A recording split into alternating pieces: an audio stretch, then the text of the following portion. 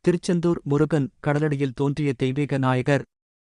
நண்பர்களே, இந்தப் பூமியில் கடற்கரை ஓரங்களில் கிழக்கே முகமாய் நின்று வழிபடும் ஒரே முருகன் சன்னதி. அதுதான் திருச்செந்தூர் முருகன் கோவில். ஆனால் இந்த ஆலயம் எப்படி வந்தது தெரியுமா? இது வெறும் கட்டிடம் இல்லை. இது ஒரு போர்க்கள நினைவுச் சின்னம். அரக்கனாகி உலகத்தை வாட்டிய சூரபத்மனை அழிக்க முருகன் இறங்கிய இடம்தான் திருச்செந்தூர். பின்புலத்தில் சங்க ரெசோனன்ஸ். இதெல்லாம் பழமொழி அல்ல நண்பா.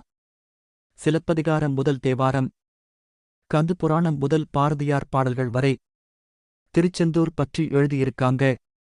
ஆனால் ஒரு உண்மைதான். இங்க ஒரு பெரிய சத்தியம் இருக்கு. திருச்செந்தூர் கோவில் கடலுக்கு சற்றே அருகில் இருக்கிறது. ஆனால் கடல் எந்த நாளும் கோவிலை ஒட்டிய புடை போடவில்லை. எப்படி? ஏனென்றால் இந்த ஆலயம் முருகனின் தெய்வீக சக்தியால் உருவான இடம். மனிதர் கட்டியது போல தெரியினும் இதன் பிணையமைப்பு கடல் காற்றுக்கும் மண்ணின் ஈரத்தன்மைக்கும் இணையாக உள்ளது. வரலாறு பேசுகிறது. பண்டைய காலத்தில் இந்த இடம் செந்தில் நகர் என்று அழைக்கப்பட்டது. இது செந்தில் என்றால் பிரகாசமானது, தீயை வீழ்த்தும் இடம். இதுதான் திருச்செந்தில் திருச்செந்தூர். இங்குதான் முருகப்பெருமான் சூரபத்மனை எதிர்த்து யுத்தம் செய்து அரக்கனை வனவிலங்காக மாற்றினார். அந்த போர் முடிந்தபின் முருகன் இந்த கடலோர மண்ணை தன்னை அடியார்களுக்குத் தரிசிக்க வழிபாட்டு மையமாக மாற்றினார். அதனால்தான் திருச்செந்தூரில் பாதாள சந்நிதி, கடலடியிலிருந்து வரும் புனித நீர், அறுபடை வீடுகளுக்கு முக்கியமான தலம் எல்லாமே இருக்கின்றன. இங்கு அண்டை நகரம் திருநெல்வேலி. ஆனால் ஒரு சுவாரஸ்யம். இந்த திருச்செந்தூர் கோவில் பறவைக்கணத்துக்குள் சாத்தியமான இடத்தில் கடல் பக்கமா மண் நிலத்தில் கட்டப்பட்டிருக்குது. இதுதான் சாத்தியமற்ற இடத்தில் நம்பிக்கையைக் கட்டிய செய்தி. இன்னும் ஒரு முக்கிய விஷயம். கும்பாபிஷேகம் என்பது இங்கு ஆண்டுகள் கடந்த பிறகுதான் நடக்கும். அதுவும் பிரம்மாண்டமாக நடக்கும். 2025ஆம் ஆண்டில் நடந்தது போலவே 275 ஆண்டுகளுக்குப் பிறகு மீண்டும் கும்பாபிஷேகம் நிகழ்வது ஒரு தெய்வீக நிகழ்ச்சிதான். திருச்செந்தூர் என்பது ஒரு இடம் இல்லை.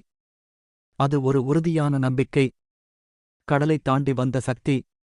இன்றும் ஒவ்வொரு பக்தனின் உயிரிலும் திருச்செந்தூர் முருகனின் பதம் நனையாமல் இருக்குது. இது போன்ற ஆன்மீக வரலாற்று உண்மைகள் தெரிந்து கொள்ள வாழ்க்கை தத்துவங்கள் யூடியூப் சேனலை சப்ஸ்கிரைப் செய்யுங்க நண்பா. நம்பிக்கை ஓர் இடத்தில் பிறக்கிறதா? இல்லை. ஒரு இடத்தால் நம்பிக்கை பிறக்கிறதா? அதுதான் திருச்செந்தூர். வரலாறு பேசுகிறது. பண்டைய காலத்தில் இந்த இடம் செந்தில் நகர் என்று அழைக்கப்பட்டது. இது செந்தில் என்றால் பிரகாசமானது, தீயை வீழ்த்தும் இடம். இதுதான் திருச்செந்தில் திருச்செந்தூர்.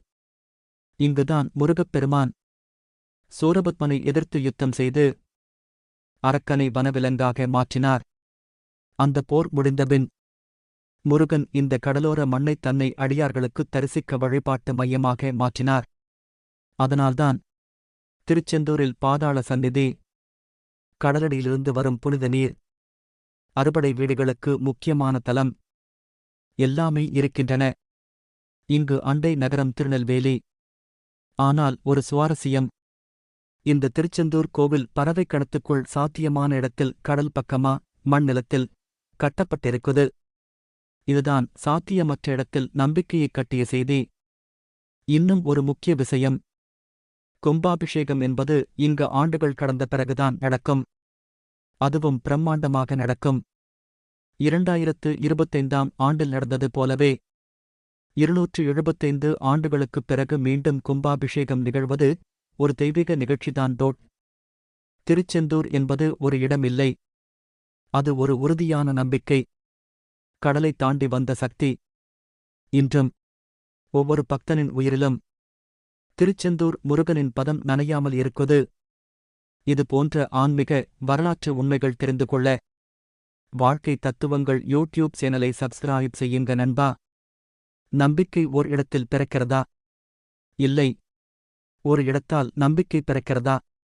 அதுதான் திருச்செந்தூர்.